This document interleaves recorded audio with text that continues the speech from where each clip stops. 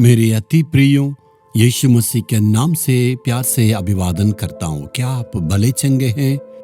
आज का दिन परमेश्वर का आशीष किया हुआ दिन है।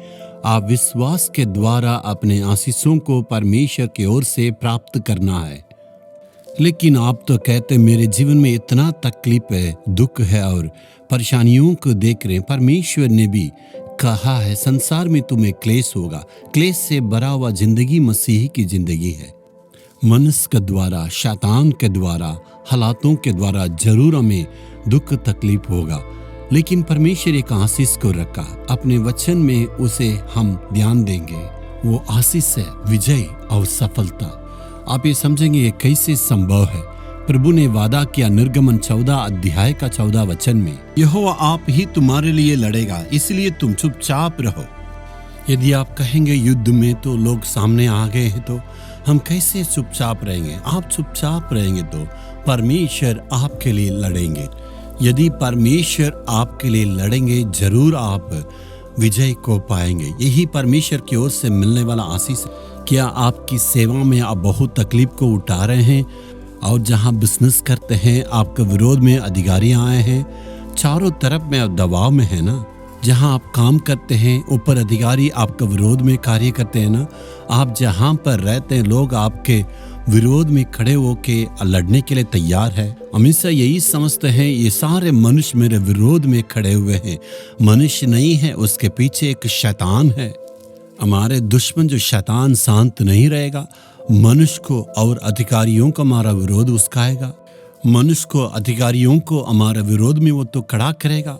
आपको डरना नहीं है। उससे लड़ने के लिए उचित व्यक्ति हमारा यीशु मसीह है। जब यीशु मसीह क्रूस पर मरा और जी उठा, उसके द्वारा शैतान को अपने पैरों के नीचे कर दिया है। सिर्फ उसका पूंछ हिल रहा है। आपके विरोध में वो कुछ भी नहीं कर सकता है।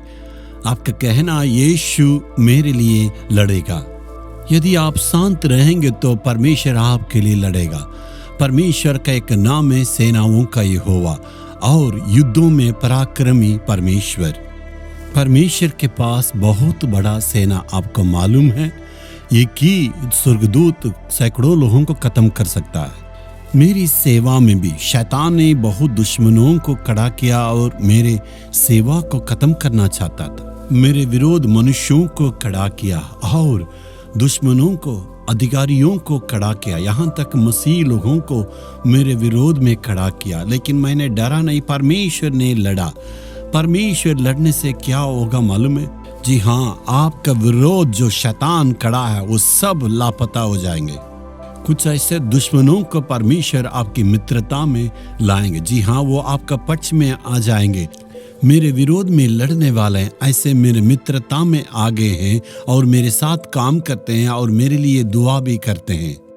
मुझे खत्म करने के लिए, नाश करने के लिए एक व्यक्ति खड़ा हुआ था, बहुत बड़ा बिजनेसमैन। धर्म विरोधियों की संगठनों के साथ मिलके मुझे नाश करने के लिए, सेवकाई को खत्म करने के लिए उन्होंने सोचा। वो सोच रहे थे और अपने पैसा के द्वारा, बहुत बड़ा बिजनेसमैन है, उनके पास दो बड़े बड़े बिजनेस था और अपने पैसा के बल से अधिकारियों के रख के धमकी देने के लिए बहुत कोशिश किए थे। वो सोच रहे थे मैं इस व्यक्ति को खत्म करूंगा। आखिर में क्या हुआ? हम सारे लोग चुपचाप रहे। परमेश्वर हमारे लिए लड़े। उस व्यक्ति भी नहीं है, वो बिजनेस भी खत्म हो गया। आपको बिल्कुल चिंता नहीं करना। परमेश्वर आप ही आपके लिए लड़ने वाले हैं। आपको कहना है परमेश्वर दुश्मनों को सत्यानाश करें, उन्हें रक्षा करें। तो आप शांत रहेंगे तो परमेश्वर आपके पक्ष में होके आपके लिए लड़ने वाला प्रभु है। प्रभु युद्ध करने वाले ना, इसलिए शांत रहेंगे। आप कहेंगे हे प्रभु तू मेरे लिए लड़ने वाले, मैं चिंता नहीं करूंगा, तू मुझे विजय देता है। यीशु के नाम से इस प्रार्थना मानता हूं। आमीन आमीन।